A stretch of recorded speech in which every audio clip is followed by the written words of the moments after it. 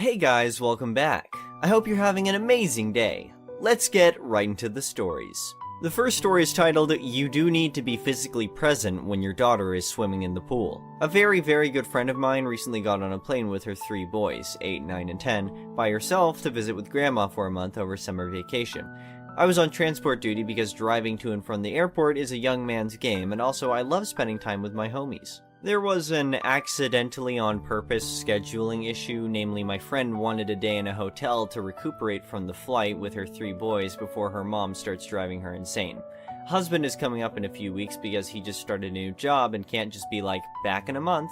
So I snatch all 4 people and luggage from the airport and give them a lift to the hotel. All 3 boys are bouncing off the walls and my friend just needs a nap. So, hotel pool time. She's posted up under an umbrella and is dead to the world. I'm in the pool with the boys. We started off playing Marco Polo and then had to get creative once other folks were in the pool as well. Eventually we settled on a game called Not Done Yet. Basically I'm standing on one side of the steps out of the pool, and when the boys feel like it they try and leave the pool. I decide if they're done or not yet using a complicated examination process that amounts to picking the kid up, giving them a bit of a shake, faking a big sniff, say, not done yet, and yeet them back into the pool. Obviously, if someone's waterlogged or actually wants out, I won't stop them, but typically there's giggling and a bit of cue for inspection, so the game continues. I get a workout, they get tired out, everybody wins. Then a new player enters the playing field in the form of a very sweet-looking girl, approximately 6 years old, wearing water wings. She asks if she can play too. I say of course she can, but she needs to ask whoever's watching her first so I know it's okay with everyone. She says, okay, and exits the pool. I'm keeping an eye on where she's going so I can smile and give the I'm not a creep wave to whoever's minding the kid. Only, she doesn't run to one of the adults on the lounge chairs, she runs back into the hotel dripping wet. She disappears inside and comes back down about 5 minutes later and says, Mommy says it's okay.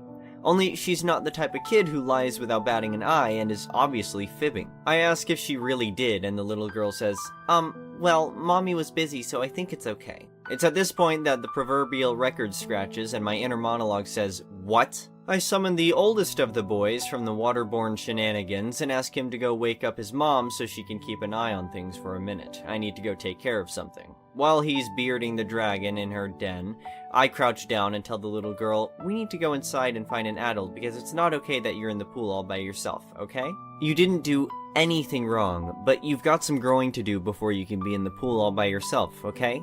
At this point, oldest homie has awoken the mom and she's now looking at me with a what the crap look on her face. I mouth later at her and then take the little girl's hand and bring her to the concierge desk of the hotel. I explain the situation with the little girl to the concierge, whose face goes from confusion to pained before giving the girl a smile and thanking me for bringing this to his attention.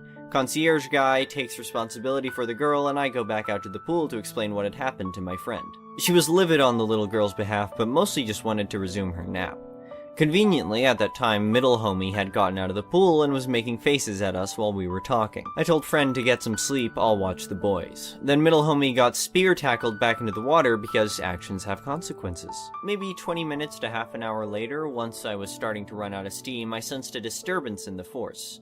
A rather irate woman wearing a blouse that was inside out was dragging the little girl from before out to the pool area and demanding to know who told her she couldn't swim. The little girl, who was now silent with tears on her cheeks and a pathetically deflated water wing, pointed at me. I was instructed to get my ass out of the pool and explain myself. Why on earth was it so hard to watch an extra child while she got some adult time to herself? Why did I insist on ruining her first chance to get away from it all in months? Her little girl is an angel and it's no trouble to watch, blah blah blah. I explained that it wasn't a good idea to leave a little one in a pool with no adult supervision, pointing to a number of signs about no lifeguard on duty, all children must be accompanied by an adult, etc, etc. Inside Out Lady is getting steadily more belligerent, explaining like I'm slow, that her daughter knows how to swim and was wearing floaties and would have been fine. She's getting more and more in my face, trying to act like I'm just the worst for ruining everything. And then player 3 enters the fight. It's my friend, and she's fresh out of fluffs to give. She starts reading Inside Out Lady, the riot act, demanding to know how she could be so stupid and irresponsible, and how dare she try and act like I'm the bad guy here. Inside Out Lady opens her mouth to reply and just gets steamrolled. Just look at your daughter. See what you've done? Appeared to finally get through to the woman because she looks down at her daughter, then back up to my friend. There's a flicker of shame on her face, and then it's all rage, and she swung. I am not ashamed to admit that stepping between those two without backup seemed like a poor life choice. I stopped the boys before they could get caught in the crossfire, told them to take a step back, and when several hotel employees came out to break up the fight, I stepped in. I grabbed my friend and pulled her back while two guys from the hotel grabbed the other woman. The combatants are separated and the police are called. Myself and my friend are back at her lounge chair with a large first aid kit the hotel staff gave us while the boys hover and make sure mom's okay. She's sporting a magnificent shiner from the first punch and a couple other scrapes and bruises, but mostly seems livid that she got cold-clocked like that. Police arrive and get the story from everyone, even tangentially involved. We wind up being asked to provide contact information to the police. My friend declines a check over by an EMT, saying she's fine, just sore. The story Inside Out lady provided didn't match up at all with what the hotel cameras showed, and she got some shiny bracelets put on her before getting shoved in the back of a squad car. My friend said she would be delighted to press charges for assault and was told the police would be in touch. Once the police were satisfied, it was definitely time to retreat to the hotel room. I got dressed and left for the evening after making sure everybody was okay, and on the way out, I asked one of the front desk folks what happened with the woman and her daughter. The woman was arrested and the girl's father came to get her. They couldn't give me any more information than that.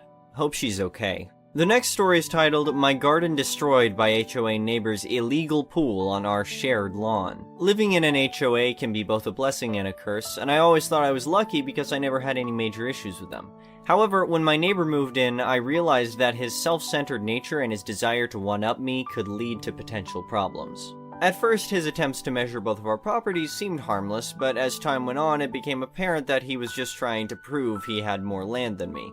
While I didn't think it was a big deal, it was clear that my neighbor had a need to feel superior to me, which led to bigger problems down the line. Our driveways were slanted due to the hill on which our land was situated, and when my neighbor wanted to make his less steep, I thought it was a good idea. However, he went about it in a way that caused water to filter into my land. At first it wasn't too bad, but it soon became apparent that this was going to cause issues for me. I was concerned, but since it was legally done, I couldn't do anything about it. The real problems began when my neighbor decided to build a pool on our shared lawn without any permit or permission from the HOA. At first I thought it was innocent enough, but it quickly became apparent that my neighbor was using my property to build his pool without my consent. Not only was this illegal, but it also led to severe damage when a storm hit. During the storm, the pool flooded and quickly started to destroy my garden. To make matters worse, the water picked up my car and started carrying it towards the main road. I felt powerless and there was nothing I could do to stop the water from destroying my property. After the storm, I was devastated to see the damage caused by the flood. Everything in my garden was ruined and my car was totaled. I knew I had to do something to get justice, so I reported the illegal pool to the city code enforcement and informed the HOA about the damage to my house caused by my neighbor's driveway repair. My neighbor was forced to remove the pool and pay a huge fine to the HOA, but he refused to take responsibility for the damage he caused to my property. That's when I decided to take him to court and present evidence of his wrongdoing. It wasn't an easy process, but I knew I had to fight for my rights. In the end, my neighbor was ordered to pay for the yard repair and the value of my car. I was relieved that I had finally gotten justice, but I wasn't done yet. I wanted to teach my neighbor a lesson, so I decided to build a pool right in front of his house. I knew he couldn't do anything about it since I followed all the necessary procedures and got all the permits. When my neighbor saw my new pool, he was furious. I could tell he was jealous and couldn't stand the fact that I had something he couldn't.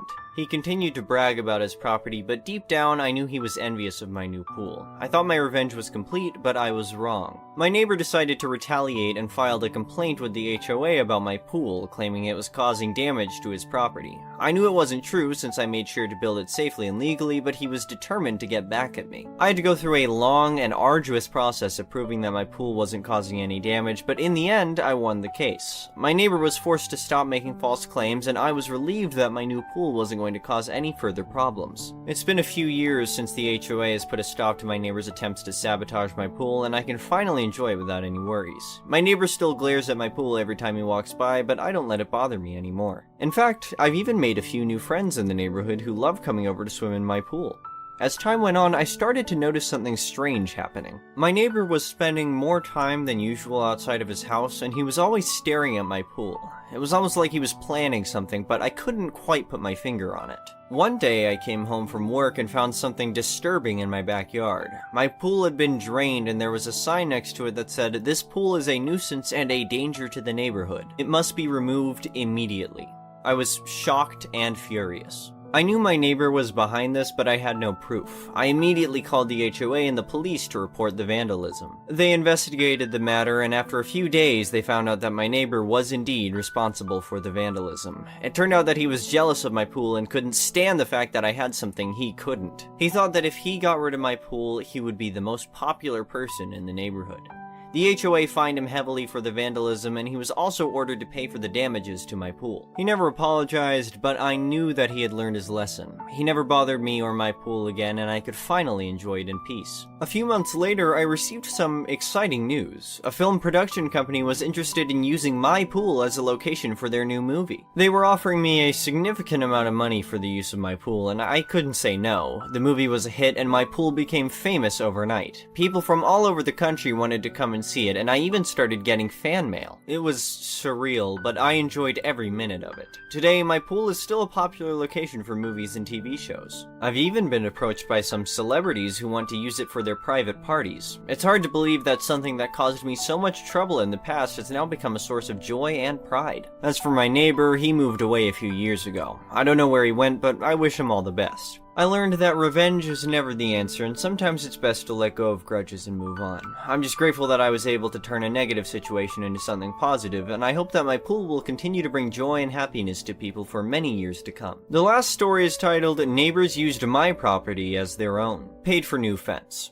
I recently bought a house and have been having some work done before I move in. It was empty on the market for about 6 or 8 months before I bought it. One morning I got a call from my contractor asking me about moving the cars in the driveway, and of course I had no idea what he was talking about. I hadn't moved in yet. I left my job site and drove nearly a half hour to get there. As soon as I arrived, the people on the east side of me were walking towards the cars. I asked if they were their cars, and they said yes. They told me that they had been parking there for a few months with permission from the owners. I informed them that I was the new owner and they can't park there any longer. We went back and forth, and with the intention of being a good neighbor and trying to show some goodwill, I agreed to allow them to park there for a few more weeks until I move in, with the agreement that they would move them by 6 a.m. every morning.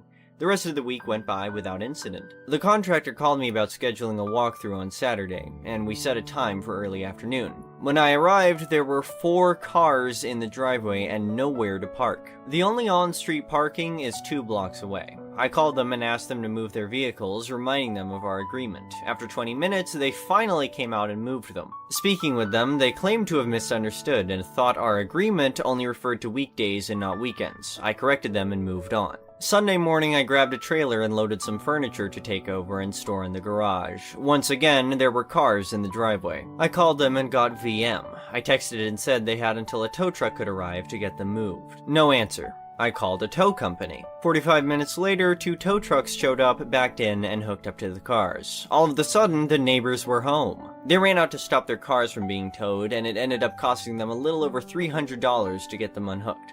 I called my contractor and asked if he knew someone who could put in a driveway gate, and he did. I let the neighbors know that they could no longer use my driveway. On Wednesday, I get a call from the gate installer telling me that there are cars in the driveway. I called them and said tow trucks are on the way. They moved. The gate was installed, and I went by to pick up the opener that evening. The neighbor's husband came out to confront me, and I opted to just call the PD and deal with it legally. That Saturday, I went by to accept an outdoor furniture delivery and check on things when I noticed a towel beside the pool and a small kid's flotation device. My initial thought was that I just hadn't noticed it before, so I wrote it off and threw them both in the trash. On Saturday, the movers arrived with everything, and we began moving things in. About 7 p.m., my daughter and I left to go grab some dinner, arriving back at the house around 9:30 p.m. The neighbors were in my pool. They were hanging out and using my furniture. When I opened the door and began raising hell, they told the kids to go to the house, and the children ran to a corner of our fence and just walked through. They had cut out the privacy fence so it could be removed and had been using the pool at their leisure for who knows how long. Again, I called the police and filed a complaint. The dad was arrested for trespassing, DPP, and an outstanding warrant, and the oldest boy, 20M, for an outstanding warrant. I replaced the fence with a new one because they had destroyed the posts, runners, and pickets by removing and reinstalling the panel. Small Claims awarded me the total cost of 83 feet of 8-foot privacy fence, which came out to $3,800. The following Monday morning around 5 a.m., their cars were parked in the street where there's no street parking, so I made a phone call. They were gone when I left at 7 a.m. I haven't been paid yet, but I did notice a for rent sign in their yard this morning, so that's just as good. Good riddance. Thank you for watching. I would really appreciate it if you could like the video and subscribe to our channel if you haven't already. We'll see you again tomorrow.